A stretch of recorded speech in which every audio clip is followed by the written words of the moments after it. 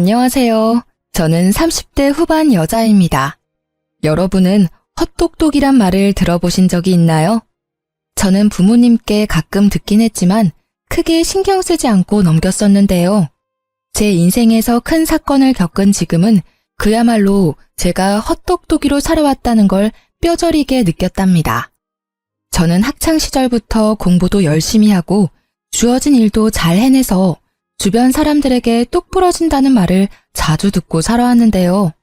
저를 정말 잘 아시는 부모님은 제가 똑똑한 척하는 헛똑똑이라서 막상 제 몫도 잘 챙기지 못하고 허튼 짓을 한다는 걸 잘 알고 계셨던 거죠. 이제는 정말 그렇게 살지 않으려고 더욱 일도 열심히 하고 사람 관리도 허투루 하지 않으며 지내고 있는데요. 얼마 전에 가장 비참했던 시절에 저를 가장 힘들게 만들었던 사람을 우연히 마주치게 되었답니다. 바로 전 신우였는데요. 제가 다니는 회사 안의 화장실에서 딱 마주치고 말았죠. 손을 씻고 있는데 누군가 뒤에서 쏘아보는 시선이 느껴져서 돌아보니 신우가 한쪽 입술만 픽 올리면서 저를 비웃고 있는 게 아니겠어요? 아니, 이게 누구야? 원수는 외나무 다리에서 만난다더니 안 그래도 한 번 만나면 머리털 좀 다 뜯어놓고 싶었는데 하필 면접 보는 회사에서 만날 게 뭐야? 여전히 말버릇 고약한 건 여전하네. 면접 보러 왔으면 남의 회사에서 진상 부리지 말고 얌전히 있다가 가. 그리고 짜증나니까 아는 척하지 말고. 참나, 누가 누구한테 짜증난대? 그쪽 때문에 내 일진이 지금 재수가 없거든? 보아하니 여기 면접 보러 온 것 같은데 누가 언니처럼 나이 많은 사람 써주겠어요? 그 나이 먹도록 면접이나 보러 다니나 보네. 누가 누구한테 할 소린데. 너야말로 이제 30 중반인데 너 백수라서 경력도 하나 없잖아. 뭘 믿고 면접 볼 생각을 하니? 저는 인상을 팍 쓰며 눈썹을 올리는 신우의 어깨를 팍 치고 화장실을 나가버렸어요.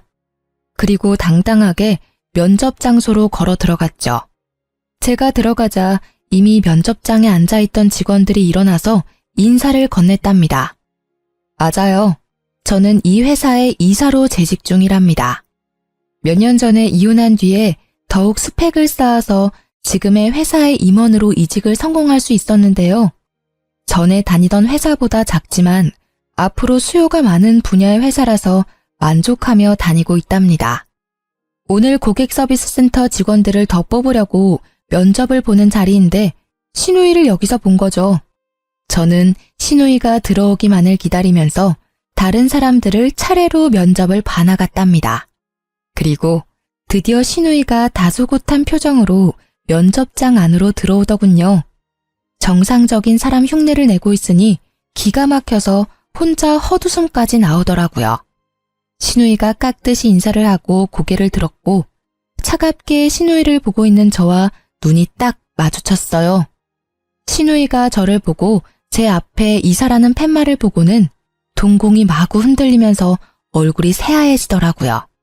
다른 직원들의 질문에 덜덜 떨면서 제대로 답도 못하는 신우이를 한심하게 바라보며 예전 결혼 생활을 떠올렸답니다. 사회에 나와서 만났으면 상대도 안 했을 신우이 때문에 죽고 싶을 정도로 힘들었을 때가 있었죠. 도대체 어떤 사연일지 궁금하시죠? 제 이야기를 한번 들어봐 주세요. 저는 사내 연애로 오랫동안 만났던 남자와 헤어지고 1년 동안 방황을 했었어요. 저도 그랬고 회사 사람들도 당연히 결혼까지 할 거라고 생각했지만 그 남자는 아니었던 거죠. 그렇게 30대 중반이 되니 마음이 급해져서 소개팅을 많이 하게 되었는데요. 그 중에 한 명이 바로 전 남편이었던 거죠. 남편은 저를 만나자마자 이렇게 말하더라고요. 제가 어머니 때문에 그동안 소개팅을 참 많이 했습니다. 그런데 오늘 같은 느낌은 처음입니다. 이런 걸 첫눈에 반했다고 하는 걸까요? 처음 만나자마자 느끼한 말을 해대서 사실 처음부터 호감이 가진 않았어요. 하지만 남편은 자기의 말을 증명이라도 하듯이 정말 열정적으로 구애를 했답니다. 거의 40에 가까운 남자가 20대 남자처럼 열정적으로 애정을 쏟아주니까 저도 마음이 기울더라고요. 직업도 대기업 팀장이라 연봉도 나쁘지 않았고 홀어머니와 여동생과 같이 산다고 했지만 가족 문제가 그렇게 크게 결혼에 걸림돌이 될 거라는 생각은 안 했던 것 같아요. 연애는 6개월 정도 하고 프로포즈를 받게 되었는데 짧은 시간이지만 자기 어머니에 대한 애틋한 마음을 자주 내비치긴 하더라고요. 우리 어머니가 나랑 여동생을 키우시느라 정말 고생을 많이 하셨어. 특히 내가 취직할 때까지 용돈 주셔가며 도와주셨지. 그래서 난 진짜 어머니한테 잘하고 싶어. 우리 부모님도 나 키우느라 고생 많이 하셨어. 어느 부모님이든 다 애틋하고 그렇지. 결혼 전에 말하고 싶은 게 있는데 물론 나도 최선을 다할 거야. 하지만 우리 효도는 각자 하자. 요즘 다 그런 거 알지? 어차피 분가에서 우리 둘이 사는데 양가 부모님들 뭐 얼마나 보겠어. 우리도 각자 일하느라 바쁘고. 근데 우리 엄마는 며느리랑 딸같이 친하게 지내시는 걸 항상 바라셨으니까 여보가 좀 맞춰줬으면 좋겠어. 너무 정없게 그러지 말고. 그래, 최선을 다한다니까. 그럼 자기도 우리 아버지랑 낚시도 가고 잘 지내줘. 우리 아빠도 사위랑 낚시 다니는 게 꿈이래. 제가 그렇게 말하니 남편은 꿀 먹은 벙어리처럼 아무 말도 하지 않더라고요.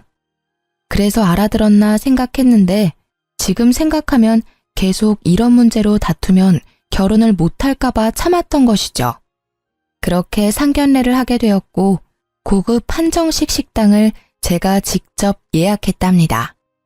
친정 부모님도 정시에 도착하셔서 남편과 이런저런 얘기를 나누시고 있었고요. 그런데 예비 시모와 신우가 1시간이나 늦게 온 게 아니겠어요? 남편이 안절부절 못하니 친정 아버지는 오히려 괜찮다고 다독여 주셨어요. 그때 문이 벌컥 열리며 두 사람이 거만한 태도로 들어오더라고요. 하필 골라도 이런 외진 데를 고를 게 뭐람? 택시도 안 잡히고 차는 또 어찌나 막히는지. 오빠, 우리한테 뭐라고 하지 마. 이런 식당을 잡은 게 문제지.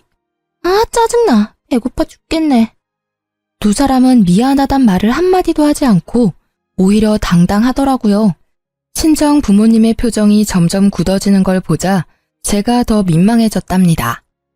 결혼식 날짜는 6월 20일로 받았는데 어떠신가요?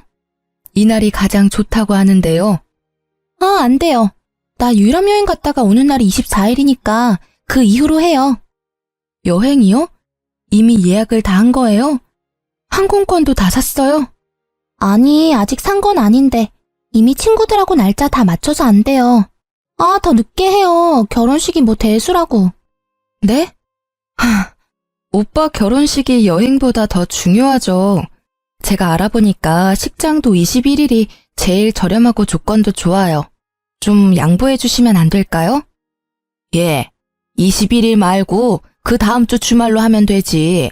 일주일 차이가 뭐 그리 대수라고 그래? 벌써부터 신우이를 이기려고 하니?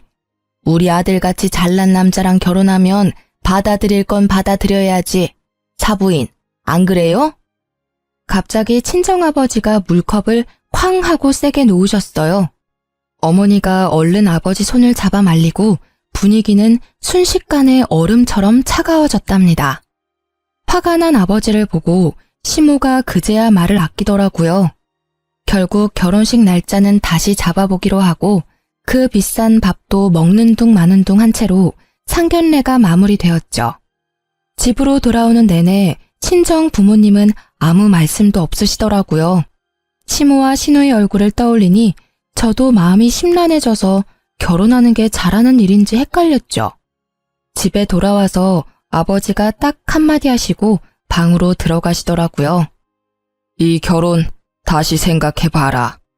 아버지의 차가운 목소리에 정신이 번뜩 드는 것 같았어요. 그래서 며칠간 고심 끝에 남편에게 결혼을 다시 생각해보자고 말했답니다. 그랬더니 매일 저녁마다 집으로 찾아와 친정 부모님 앞에서 죄송하다고 비는 게 아니겠어요. 제 앞에서도 눈물을 흘리면서 애원을 하고 일주일 정도를 매일 와서 아버지를 설득하더라고요. 결국 아버지도 결혼을 허락해 주셨고 남편이 결혼식이며 신혼여행까지 책임을 지고 진행시키더라고요. 제가 신경 쓰지 않도록 세세한 부분까지 신경 써가며 결혼식을 준비하는 걸 보니 이 남자를 믿고 살아가 봐도 좋겠다는 생각이 들었죠. 그렇게 여름에 신부가 되어 결혼식을 치르는 날이 다가왔답니다. 신부 대기실에서 친구들과 사진 찍으며 얘기를 나누고 있는데 문이 벌컥 열리더라고요. 문소리만 듣고도 본능적으로 신우이라는 걸 알겠더라고요. 신우를 본 친구들이 경악을 하며 저를 바라봤어요. 그래서 저도 신우를 쳐다봤는데 세상에 하얀 원피스를 입고 왔더라고요. 거기다 빨간 구두를 신고 화장도 세상 촌스럽게 하고 와서 누가 보면 결혼식 파토 내려고 온 여자인 줄 알겠더라고요. 아가씨, 왜 한복을 안 입고 원피스를 입었어요? 근데 원피스 색이 좀... 색이 왜요? 이거 베이지색이에요. 내가 살 때도 흰색 아닌 거 확인하고 산 거예요. 나도 예의는 있어요. 그리고 이거 명품이라고요.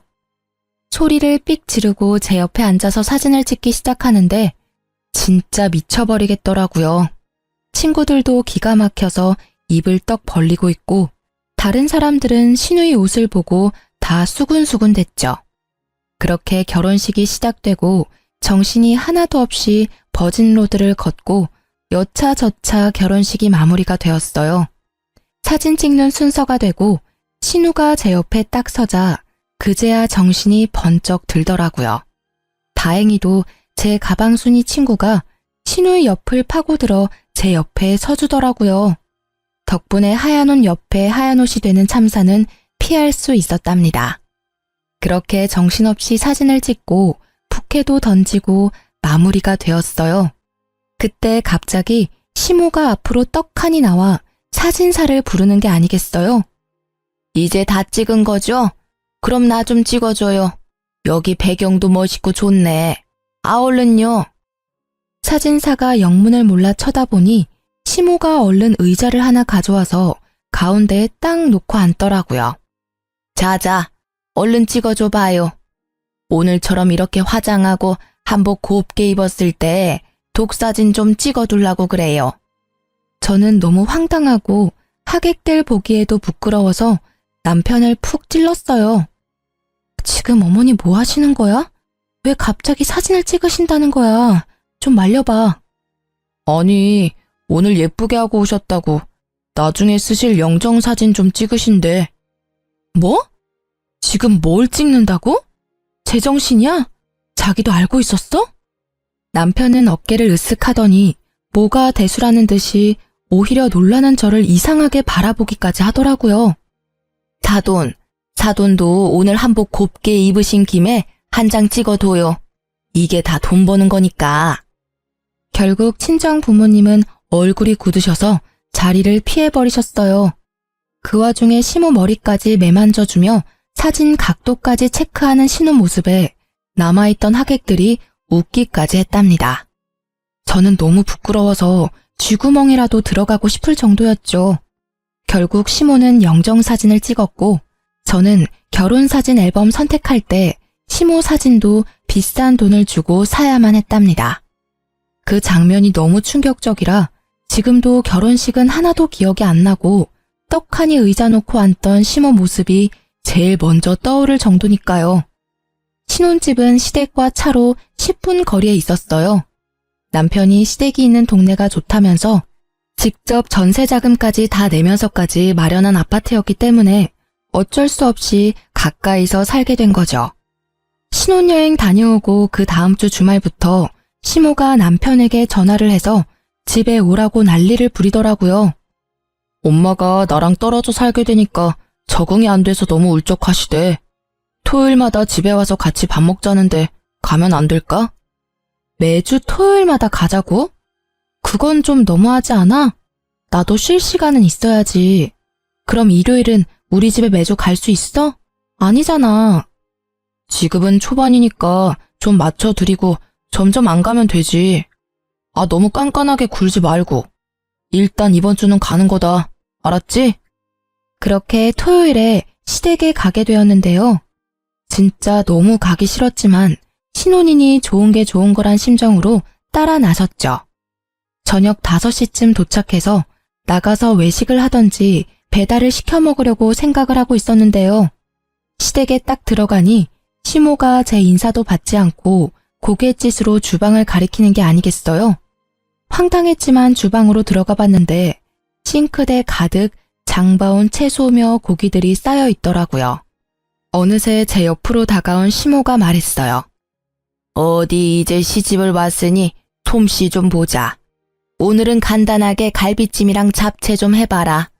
내가 너 힘들까봐 장까지 미리 다 봐뒀다. 이런 시어머니가 어딨니?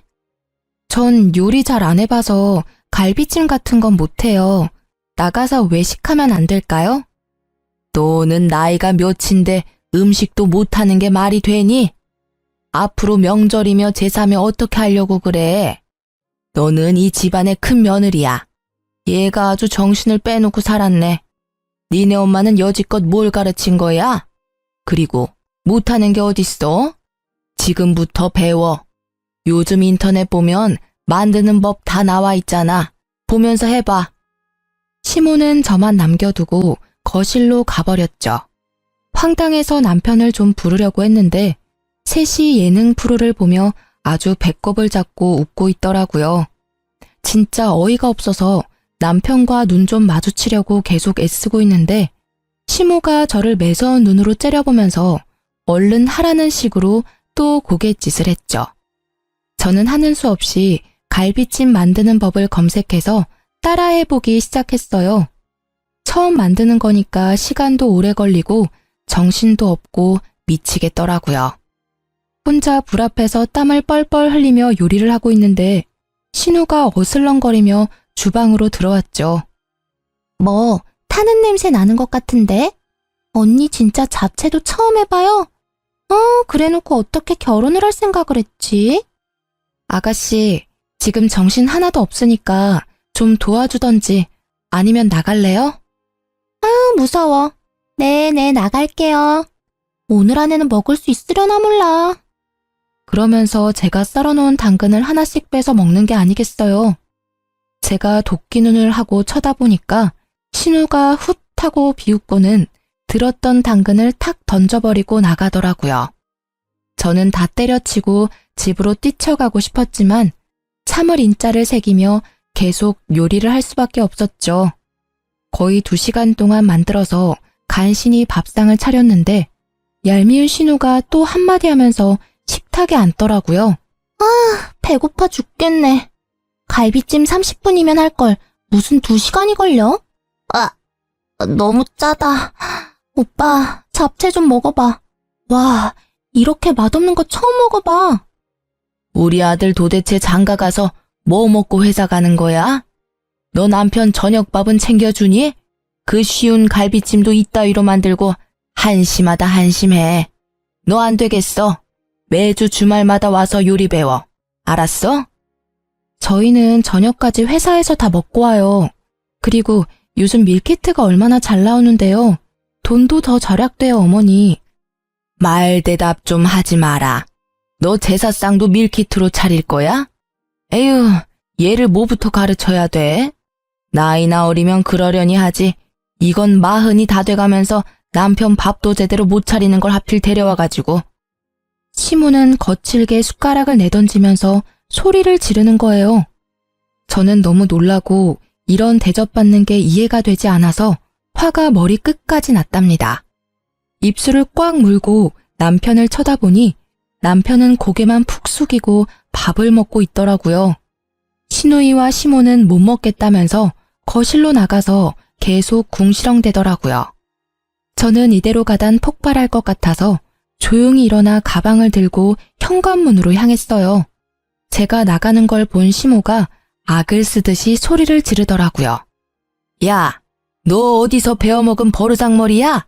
당장 안 들어와? 누구 보고 설거지하라고 부엌을 개판으로 만들고 나가는 거야? 야! 저는 그대로 집으로 돌아왔고 남편은 뒤따라오더니 시모한테 전화해서 사과하라고 계속 강요하더라고요. 그런 남편도 꼴 보기 싫어서 아무 말도 안 하고 일주일 동안 냉전이 이어졌답니다. 시모와 신우는 하루에 수십 개씩 메시지를 보내는데 스토커도 이렇게는 안 할 것 같네요. 소름까지 끼쳐서 아예 며칠은 핸드폰을 끄고 살 정도였답니다. 특히 어이가 없는 건 제가 그렇게 가버렸는데도 신우가 매주 금요일마다 먹고 싶은 메뉴를 보내는 거였어요. 도대체 무슨 생각으로 사는 건지. 진심으로 신우이가 덜 떨어져 보이기까지 했어요. 그러거나 말거나 읽지도 않고 철저히 무시해버렸죠. 퇴근하고 와서 저녁 먹고 쉬고 있는데 갑자기 초인종이 막 울리는 게 아니겠어요. 깜짝 놀라서 옆에 있던 남편을 쳐다보니 남편도 영문을 모르겠다는 표정으로 확인을 해보더라고요. 아니나 다를까 신우가 저승사자처럼 서 있더라고요. 언니, 왜 연락을 안 받아요? 혹시 나 차단한 거예요? 진짜 기가 막히네. 무슨 일인데 야밤에 집까지 찾아와요? 급한 일이 있으면 오빠한테라도 연락하면 되잖아요. 엄청 급한 일이니까 내가 쫓아온 거죠. 나 내일 갑자기 면접이 잡혀서 내일 입고 갈 옷 좀 빌려줘요. 언니는 회사 다니니까 정장 많잖아요. 신우는 통보하듯 말하고는 거침없이 안방문을 열고 들어가더라고요. 너무 황당해서 얼른 뒤따라갔는데 벌써 옷장을 열고는 제 옷들을 뒤적이고 있었어요.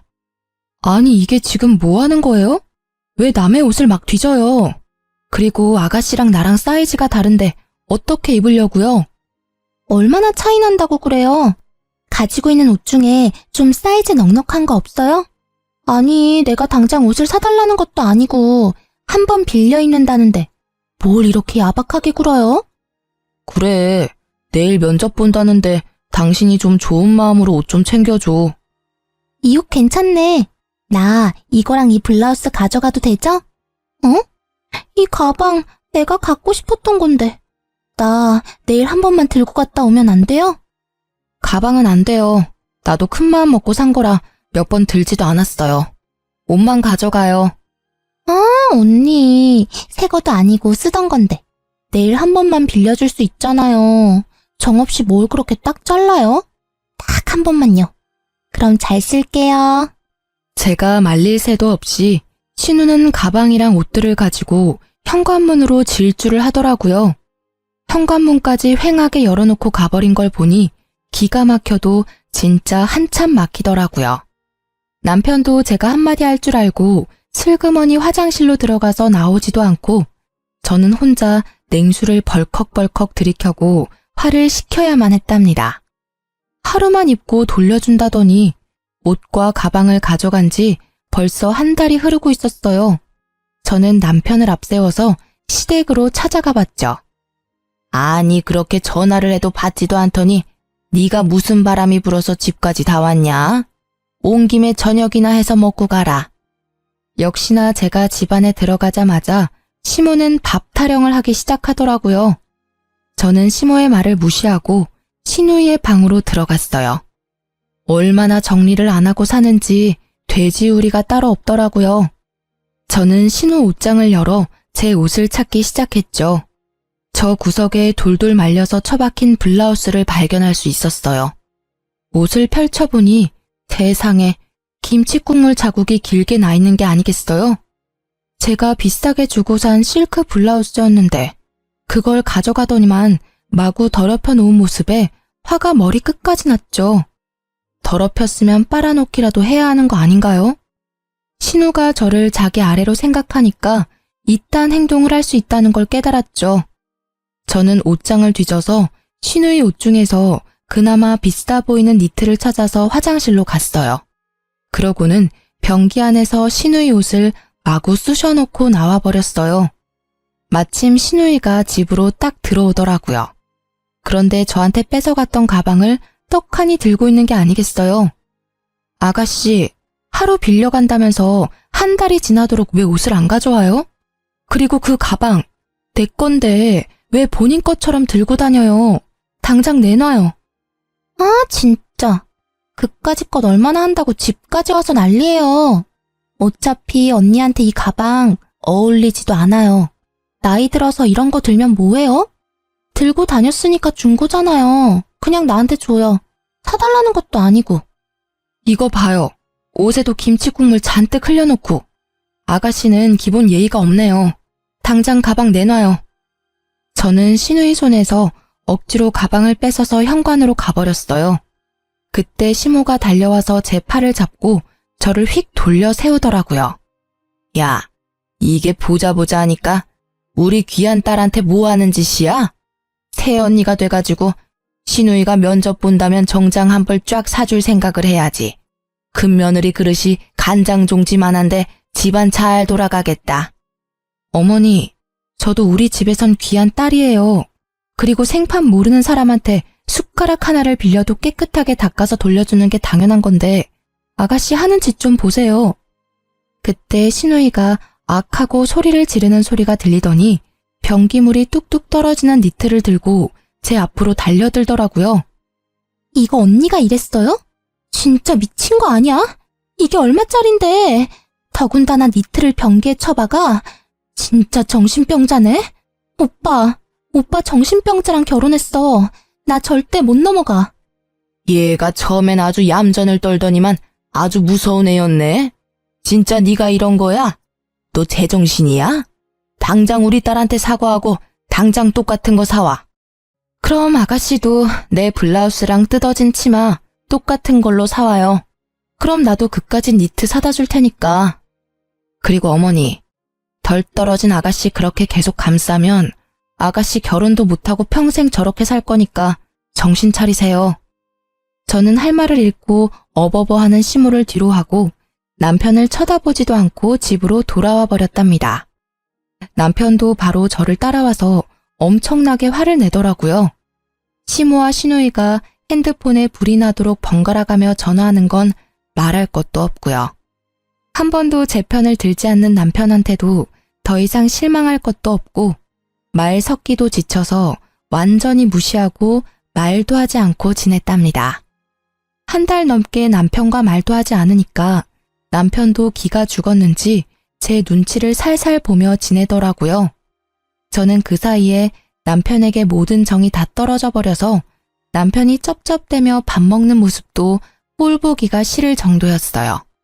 그래서 될 수 있으면 야근까지 하고 집에 늦게 들어왔답니다. 주말에도 근무를 지원해 남편과 함께 있는 시간을 최대한 만들지 않으려고 했어요.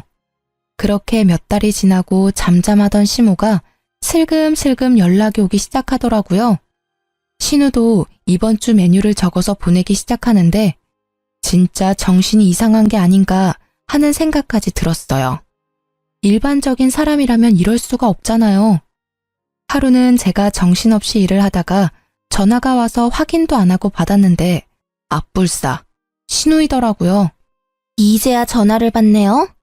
엄마가 이번 주 토요일에 와서 닭볶음탕 만들어서 같이 먹재요. 그럼 지금까지 했던 행동들 용서해주고 다시 잘 지내본다니까 장 봐서 일찍 와요.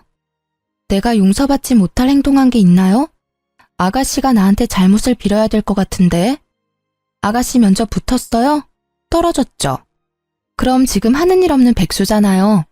아가씨가 어머니한테 닭볶음탕 좀 만들어서 효도 좀 해봐요. 됐죠? 말 다 했어요? 나도 알바 하거든요. 나한테 이렇게 대한 거 엄마한테 다 말할 거니까 알아서 해요. 내가 엄마 대신 좋게 말해보려고 했는데 안 되겠네 진짜. 저는 픽 비웃어주고는 전화를 끊어버렸어요. 그날 밤 늦게 집에 들어갔는데 남편이 저를 기다리고 있었는지 소파에 다소곳이 앉아있더라고요. 그러더니 바로 어디론가 전화를 걸더니 대뜸 저한테 핸드폰을 넘겨주는 게 아니겠어요? 인상을 쓰며 전화를 받았더니 시모가 악을 쓰기 시작했죠. 야, 네가 뭔데 시어미를 무시해? 네 부모가 그렇게 가르치든? 너 내가 내일 네 회사 쳐들어가서 다 깨부수고 망신 주기 전에 토요일에 장 봐서 집으로 튀어와. 알아들었어? 저는 시모와 전화를 끊고 남편을 쏘아보았어요.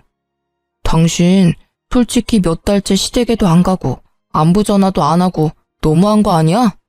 나한테 쌀쌀맞게 구는 건 내가 참을 수 있는데 우리 엄마한테는 그러지 마. 나 키우느라 얼마나 고생을 하셨는데. 며느리랑 좀 잘 지내고 싶으시다는데 도대체 왜 그래? 그럼 당신은 왜 우리 집에 전화도 안 하고 가지도 않는 건데? 신우가 나한테 미안하다고 상식적으로 한마디만 했어도 내가 이렇게 정 떨어지진 않았어. 아니, 사위랑 며느리가 같아. 사위는 손님이라잖아. 손님이 전화하냐? 그리고 그거 옷 몇 푼이나 한다고 그 난린지 난 지금도 이해가 안 된다. 가족끼리 싸우기도 하고 화해하고 그렇게 사는 거 아니야? 당신 너무 이기적인 거 알아? 토요일에 무조건 가는 거야. 역시 남편과는 대화가 전혀 통하지 않았어요. 그놈의 닭볶음탕이 이렇게 저를 힘들게 할지는 상상도 못했는데 말이죠. 저는 작년 이맘때쯤에 저를 떠올려 봤어요. 시댁과 남편과 엮이지 않았을 땐 자유롭고 홀가분한 삶을 살았었는데 지금은 너무나 숨이 턱턱 막혀왔어요. 결혼하지 말라는 친구들의 말이 그냥 행복에 겨운 투정인 줄 알았는데 진심이었을 것 같다는 생각이 들었죠. 왜 결혼을 했는지 너무나 후회되고 할 수만 있다면 작년으로 시간을 되돌리고 싶었답니다. 결국 토요일에 장을 봐서 남편과 시댁으로 갔죠. 집 안으로 들어가 보니 시모와 신우는 저를 아는 척도 안 하고 텔레비전을 보고 낄낄대고 있더라고요. 저도 말 섞기 싫어서 바로 주방으로 들어가서 재료를 손질하기 시작했어요. 닭을 데치고 있는데 시모가 어느새 쓱 들어와서 제가 하는 걸 보고 있더라고요. 닭볶음탕 해보긴 했니? 닭 냄새 안 나게 잘해라. 네 남편이 얼마나 냄새에 민감한 줄 아니? 전 시모 말에 대꾸도 안 하고 요리를 해나갔어요. 시모가 머쓱해졌는지 알아서 주방을 나가더라고요. 그렇게 닭볶음탕이 완성되었고 저는 식탁에 한 상 차려놓았죠. 와, 냄새 좋은데? 맛있어 보이네. 처음인데도 그럴듯한데? 먹어봐야 아는 거지. 아니 하면 이렇게 잘하면서 왜 그렇게 튕겨? 세 사람 다 숟가락을 들고 먹기 시작했죠. 저는 가만히 앉아서 바라보기만 했답니다. 이게 뭐야? 토할 것 같아. 왜? 얘, 이게 뭐니? 아우 짜! 소금을 들이부었어? 어머, 그렇게 짜요? 제가 처음 해봐서 맛을 잘 모르겠더라고요. 먹어봐도 계속 싱거워서 소금을 좀 더 넣었는데. 먹어보니 좀 짜긴 하네요. 어떡하죠? 시모가 열이 받았는지 숟가락을 집어 던지더라고요. 신우는 화장실에 가서 토를 하는지 입을 씻어내는지 한참을 나오지 않았죠. 당신 이게 뭐 하는 짓이야? 진짜 실수한 거 맞아? 이렇게 소금 범벅을 해놓고 어떻게 남편 먹으라고 내놓을 수가 있어? 너 딱 봐도 일부러 그랬지? 이거 진짜 못 쓰겠네. 주방도 아주 개판으로 만들어 놓고. 너 당장 싹 정리하고 집 청소까지 다 해놓고 있어. 너는 밥 먹을 자격도 없어. 우리는 나가서 밥 먹고 올 테니까 그때까지 기다리고 있어. 난 이번 일 절대 그냥 못 넘어가. 이건 우리 집을 무시하는 거야. 저는 아무 대꾸도 하지 않고 소금 범벅 닭볶음탕을 바라보고 있었죠. 세 사람은 기가 막히다고 한참을 열을 내더니 밖으로 나가더라고요. 저는 주방을 더 엉망으로 만들어 놓고 닭볶음탕이 담긴 냄비를 가지고 친정으로 향했어요. 사실 덜어놓은 한 접시에만 소금을 쏟아부었고 나머지는 정상적인 닭볶음탕이었거든요. 제가 갑자기 찾아오자 친정 부모님은 놀라신 눈치였지만 제가 만든 닭볶음탕을 드시면서 맛있다고 행복하게 드시더라고요. 저도 그런 부모님의 모습을 보며 그동안 부모님을 위해 요리 한번 제대로 해본 적이 없다는 걸 깨닫고 제 자신을 돌아보게 되었죠. 부모님과 식사를 마치고 수다를 떨면서 오랜만에 평화로운 시간을 보내고 있는데 아니나 다를까 핸드폰에서 불이 나도록 연락이 오기 시작했어요. 30분 정도 지났을까? 친정집 현관문을 누가 미친 듯이 두드리기 시작했답니다. 놀라신 부모님이 현관문을 열자 남편이 씩씩대며 서 있더라고요. 아니 자네 이게 무슨 일인가? 왜 이렇게 문을 부수듯이 두드려? 제처 여기 있죠? 아무리 전화를 해도 받아야 말이죠. 야, 당장 나와. 야라니? 자네 왜 이렇게 흥분을 했나? 도대체 무슨 일인가? 저게 우리 집 주방을 개판으로 만들고 일부러 소금을 들이부어서 제 동생은 죽을 뻔했다고요. 아니 시댁을 얼마나 무시하면 그딴 짓을 합니까? 저 절대 못 넘어갑니다. 오늘 아주 버릇을 단단히 고쳐놔야지. 야, 당장 나와. 누가 들으면 내가 음식에 독이라도 탔는 줄 알겠네. 당신이야말로 우리 집에 와서 이게 무슨 행패야? 우리 집은 우스워 보여? 이게 아직도 말대답이야? 하늘 같은 남편을 이따위로 취급해? 당장 따라 나와. 남편이 제 손목을 세게 비틀어서 잡아 끌기 시작했어요. 화가 난 아버지가 남편을 팍 밀쳐버렸죠. 자네야말로 장인 장모를 얼마나 무시하면 내 앞에서 내 딸 손모가지를 비트나? 여지껏 우리 딸 이렇게 대한 거야? 당장 꺼지게. 당장! 친정아버지가 문을 못 닫도록 막아대는 남편을 다시 한번 세게 밀어서 넘어뜨리고는 현관문을 닫아버렸답니다. 남편은 한참을 쿵쿵 발로 현관문을 차다가 돌아갔죠. 너 여지껏 이런 취급을 받았어? 네가 저놈보다 뭐가 부족해서? 당장 이혼해라. 하나 보면 열을 한다고 더 볼 것도 없다. 아버지의 말을 듣고 저도 정신이 바짝 차려지면서 이혼을 해야겠다는 결심이 굳어졌어요. 그렇게 당장 남편에게 이혼을 통보했고 남편은 절대 안 된다며 집으로 들어오라고 했어요. 난 이혼할 때까지는 절대 그 집으로 돌아가는 일 없을 거야. 내가 그 집에 가는 날은 내 짐을 빼오는 날뿐이야. 오늘 당신 회사로도 이혼 서류 보냈으니까 당장 도장 찍어서 보내. 내가 바람을 폈냐? 너를 패기라도 했냐? 내가 이혼 안 하겠다는데 네가 무슨 수로 이혼을 할 건데? 어디 한번 계속 개겨봐. 누가 이기나 보자. 저는 닭볶음탕을 만들러 간 날에 시모와 남편이 한 대화를 모두 녹음했었고 남편이 친정에 와서 소란을 피운 것도 모두 녹음을 해놓았었거든요. 일부분을 남편에게 보내자 남편이 일단 이혼 서류 들고 만나자고 태도를 바꾸더라고요. 그래서 약속 장소로 나가서 남편을 기다렸답니다. 문 쪽이 소란스러워 뒤돌아보니 시모와 시누이와 남편이 같이 몰려 들어오더라고요. 시모는 저를 보자마자 제 따귀를 마구 때리기 시작했어요. 저는 너무 놀라서 대응도 못하고 몸이 굳어버렸죠. 누구 마음대로 이혼이야? 너는 내가 오늘 버르장머리를 확실히 고쳐놓을 거야. 니까짓 게 뭔데 우리 집안을 무시하고 쑥대밭으로 만들어? 그것도 모자라서 우리 아들을 이혼남 만들겠다고? 이게? 지금 저 때린 거 후회하실 텐데요. 누군 이혼녀 되고 싶어서 되나요? 제 인생도 그쪽 때문에 아주 더럽게 꼬였네요. 보자 하니까 우리 엄마한테 뭔 말버릇이야? 이번엔 신우가 달려들어 제 머리채를 잡고 흔들기 시작했어요. 제가 신우의 팔목을 마구 핥히어대자 시모가 제 팔을 붙들지 뭐해요. 제가 무차별적으로 당하고 있는데 남편은 그 모습을 보고만 있더라고요. 여기요. 경찰 좀 불러주세요. 사장님! 제가 소리치자 시모가 제 입을 틀어막기까지 하더라고요.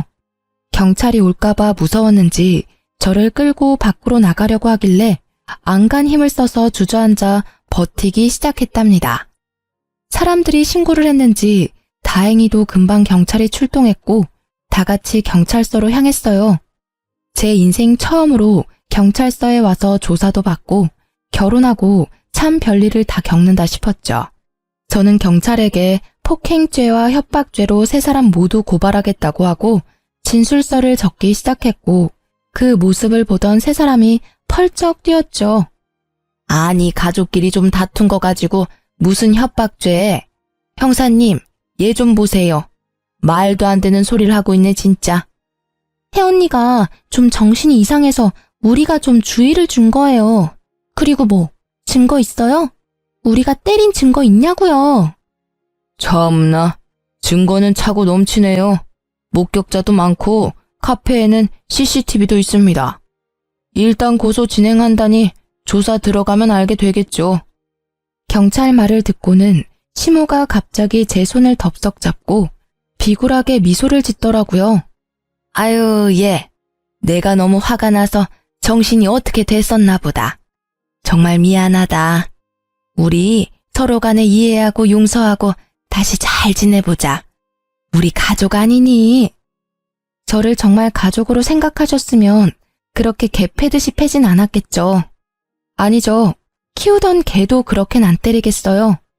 저는 절대 합의도 고소 취하도 안 할 거니까 법대로 해요. 형사님, 계속 진행해주세요. 남편이 점점 일이 심각하게 돌아가는 걸 느꼈는지 저에게 조용히 말하더라고요. 고소 취하하면 이혼해 줄게. 원하면 지금 당장 도장 찍어줄게. 저는 바로 가방에서 이혼 서류를 꺼내서 남편에게 내밀었어요. 남편은 바로 도장을 찍어 건네줬죠. 일단 고소를 나중으로 미루고 이혼 서류부터 접수했고 시댁에게 폭력을 당했다는 증거가 있어서 좀 더 빠르게 판결을 받을 수 있었어요. 그렇게 1년이 채 넘지 않은 결혼 생활의 종지부를 찍게 되었답니다. 이혼 확정 신고한 바로 다음 날 저는 다시 해당 경찰서에 찾아가 고소를 진행했고 몇 달이 지나 시모와 시누이에게 폭행죄로 벌금이 선고되었다는 걸 통보받을 수 있었어요. 그리고 바로 남편과 시모에게 계속 연락이 왔고 제가 받지 않자 온갖 욕을 해대며 음성 메시지를 잔뜩 남겨놓았더라고요. 전 상대하기도 싫어서 바로 핸드폰 번호도 바꾸어버리고 남편과 시댁 자체를 머릿속에서 지워버리려고 온갖 노력을 했어요. 1년의 결혼과 이혼 과정은 제 인생에서 철저히 도려내고 싶은 부분이라 오히려 질질 끌지 않고 빨리 해결해서 감사할 뿐이었죠. 그렇게 5년의 시간이 흐르고 저는 연애도 하지 않고 오로지 일에만 몰두했답니다. 그러다가 헤드헌터에게서 현재 회사의 임원 자리로 스카웃 제의를 받아 이직을 하게 되었고 혼자여도 만족스러운 삶을 살아가고 있었죠. 그러다가 면접 자리에서 전 시누이를 딱 맞닥뜨리게 되니 예전 생각이 나서 기분이 너무 안 좋더라고요. 면접 내내 제 눈치만 보며 말도 제대로 못한 시누이는 쫓기듯이 면접장을 나가버렸어요. 그렇게 마무리가 되었나 싶었는데 복도에서 저를 기다리고 있더라고요. 제가 무시하고 지나가자 거칠게 제 손목을 낚아채는 거 있죠? 저는 시누이의 손을 탁 쳐내고 날카롭게 쏘아붙였어요. 이게 지금 예의 없게 무슨 짓이죠? 우리 집은 개떡같이 만들어놓고 혼자 아주 잘 나가고 계셨네? 너랑 이혼하고 우리 오빤 회사에서 잘려서 지금까지 백수야. 생활비가 없어서 우리 엄마가 청소 일하러 다니다가 허리 다쳐서 지금 요양병원에 있어. 다 너 때문이야. 어떻게 책임질래? 네 오빠가 잘려서 다시 직장 못 구하는 게 왜 내 탓이니? 무능력한 네 오빠 탓이지. 그럼 네가 정신 차리고 고깃집 불판이라도 닦아서 돈을 벌어야지. 너 지금까지 백수지? 뭐? 너 지금 말 다 했어? 너 때문에 빨간 줄 생겨서 취직도 못하는 거잖아.